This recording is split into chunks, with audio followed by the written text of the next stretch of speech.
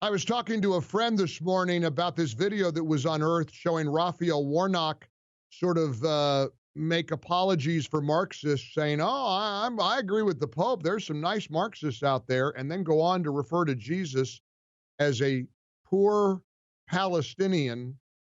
I still can't a prophet, a poor Palestinian prophet. That's from the pulpit of Raphael Warnock, and I just keep thinking, I think that's a big deal to Georgians. There's a lot of things that Raphael Warnock has said that should get Georgians' attention. I am so proud to be back here in the studios of AM 920 The Answer in Atlanta, surrounded by a whole lot of patriots and people who are fighting hard for America.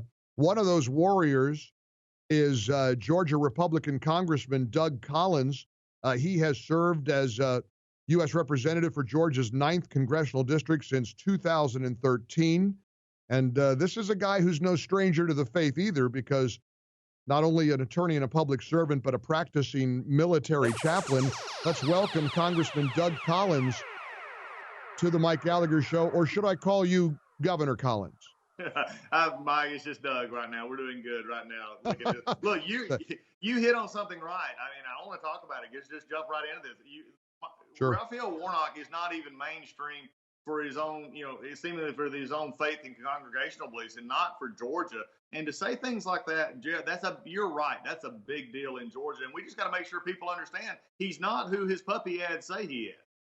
Incidentally, the reason I called you governor is that in Valdosta Saturday night, the president saw you there, and he said, "Hey," because he's not very happy with Governor Brian Kemp, Congressman, and he said, "Hey, Doug Collins, you make a good-looking governor in 2 years."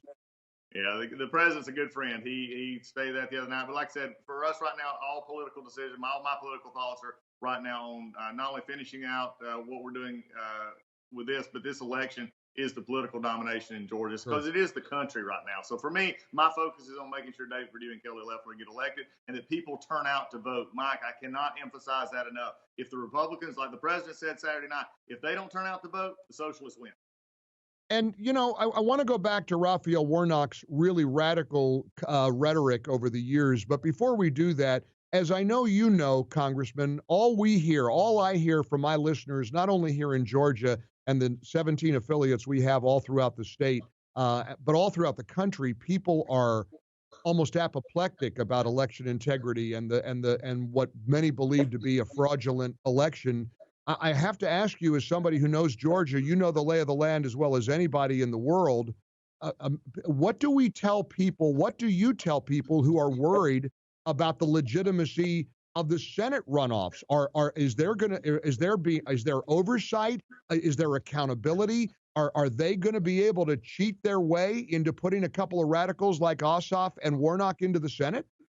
Well, number one, no, not if our conservatives show up. But I also will say this. Look, I've been focusing this for the president at his request, looking at the original hand recount, which we asked for. And look, we found over 10,000, almost 10,000 ballots, I believe it was. There's 3,000 votes for the president that were never even counted. Right. We found places in which there was no oversight. There was no observers. These are things that now, as I've been telling folks over and over, we're in the middle of this cycle. We've got to get this stuff fixed. I would love to see the signature verification. The Secretary of State decided he don't want to do that for whatever reason. Lieutenant Governor and Governor won't pressure. They've talked about it, but they don't do anything about that side.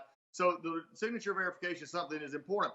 But let me remind people, before November 3rd, we were talking about it, we were watching it, but now since then, for the January 5th election, I believe sunshine is the greatest disinfectant. Now, I've been talking about it. Others have been talking about it. The president himself the other night said, look, we're going to have people watching this. I think the governor could actually appropriate some funds to make sure that there are more ballot observers watching these drop boxes and do things like that. But also these county election officials have been put on notice. You can't just do whatever you want to do with these signatures on these absentee ballots. You need to make sure that you have some way of actually guaranteeing that who signed that is the registered voter, that folks who are dead are not voting, folks who have not moved out of county and moved the registration. Those are things that matter. And I believe by shining this light, you're doing a great job of that, and others, that will help us make sure that when our voters turn out, we will overwhelm those who want to do nefarious acts and if they tried to in the next election.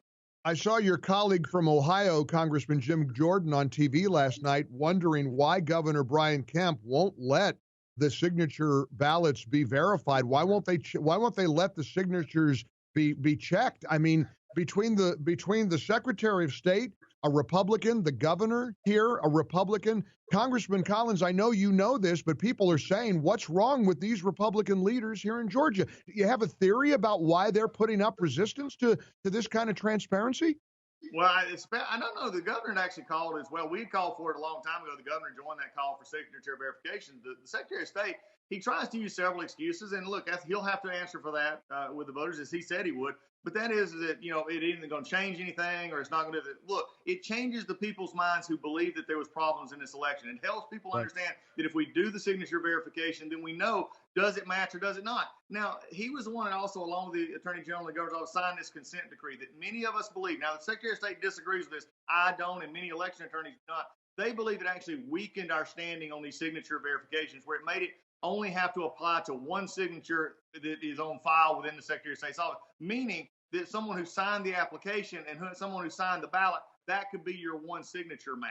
Now, they may not want to highlight and focus on how bad this could actually be if somebody wanted to be nefarious in this process. Maybe that's why they're not wanting to do it. But for just the general public out there to say, why would we not do this? It's just simple understanding of, that's why we ask for the hand recount. That's why we ask for these things, is to assure people that their vote actually counted, that legal votes count and that illegal votes do not. So for me, the signature verification be something to take on. But I will say this, across the country, we've been able to see this in many other states.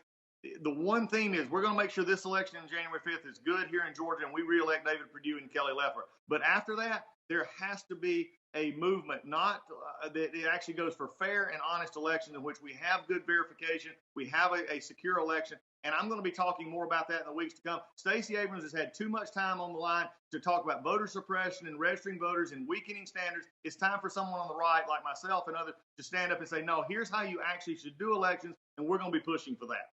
Congressman Doug Collins is with us here on the Mike Gallagher Show in the ReliefFactor.com studios as we broadcast this week, a special broadcast from Atlanta. Congressman, let's listen to Raphael Warnock. I think it was the Reagan Battalion or somebody online that found a video clip. Here's what Warnock said from the pulpit back in 2014. I love this Pope. He said, well, I'm not a Marxist, but I know a few Marxists, and they're pretty good people. So hard to discover and to hear an authentic vision and voice of authentic spirituality that gives voice to the least of these, that when it shows up, people describe it as some strange ideology rather than the vision of that poor Palestinian prophet who said that the Spirit of the Lord is upon me. The vision of that poor Palestinian prophet. Congressman, I really truly believe that anyone has the right to worship or believe the way they want to believe. But let's face it, this is a guy who wants Georgia voters to elect him a United States senator. Yeah, that was concerning, and especially from a theological perspective. Look, I get the rhetorical rhetoric and flourish of a pulpit. I've been there for 11 years. I've been a chaplain in the Air Force, served in Iraq.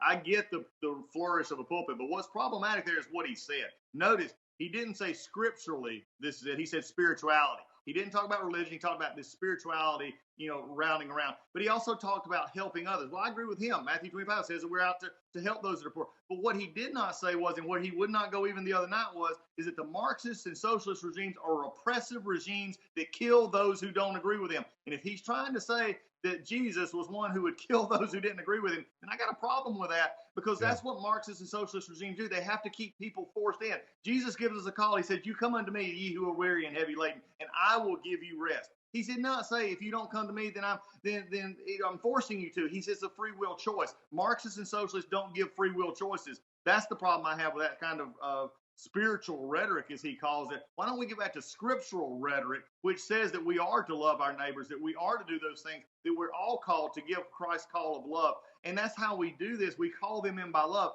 Christ also, the scripture also tells us this. He said that they will know us by our love. They will know us by our love. That's how we go out. Love does not mean you compromise on truth. It does not mean you compromise on integrity. It means that you love as Christ loved us. And that's what we've got to be about. Not a Marxist socialist regime, which just gives people things and then forces them to actually conform. Well, a huge reason that President Trump was elected the first time was the courts, the Supreme Court. One of the big takeaways from the debate with Kelly Loeffler Sunday night was Raphael Warnock essentially admitting that he would want to pack the court. when he wouldn't answer the question, and they asked him twice, and he said, "Well, I'm not really." Finally, he said, "I'm not really focused on that." What a load of malarkey. Of course, he knows about what it means to add justices to the Supreme Court, a radical transformation of the Supreme Court. Were you as sort of amazed at Warnock's refusal to answer that question at the debate Sunday? No, I was exactly what I thought he'd do. This is why people get frustrated with politics. That was a consultant-driven, scripted answer. And this is not him. I mean, look, to think he's not thought about it or it's not on his mind is just wrong. It's been in everybody's mind. Here's his problem. His consultants told him this is his problem. You're in Georgia. This is not New York. This is not California. You can't say that you want to go pack the court and keep the moderate Democrats or those Republicans who may think about you because you have cute little ads running right now. These are what he's saying is you can't say that, but you also can't say that you're not because the progressives are unforgiving. If he was to say, I have no interest in packing the court, the progressives would come after him. So he was trying to walk that fence post. And I'll just say this. I'm a country kid who's walked many a fence post in my time and climbed over many fence posts. You know, it's okay when you're walking it, but when you get caught and you fall, it hurts.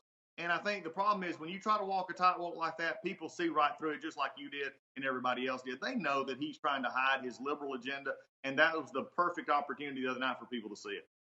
Congressman Doug Collins, when people all over the country ask me, is Georgia going to be all right? Are we going to have a fair election in these runoffs in Georgia and beyond? You know what? You're a reminder that I say Doug Collins is in the fight, and I'm grateful for your battle, and I'm grateful for what you're doing on behalf of the citizens of Georgia. Please keep fighting the good fight. We need you. We need you, Congressman. We got to win this thing. We got to get Purdue and Loeffler have to win, and we've got to focus on election transparency and election integrity going forth. And I know that you're right in the middle of that, and you're in the thick of it, and I'm grateful you are. Well, thanks, Mike. And believe me, you'll be hearing more from me about this election integrity and how we as Republicans across the country have got to do a better fight about it. I'll be calling on you later. We're going to be talking a lot about that. I look forward to it. Thanks, and we look forward to talking to you again soon. Thank you, and Merry Christmas to you and your family. All the best.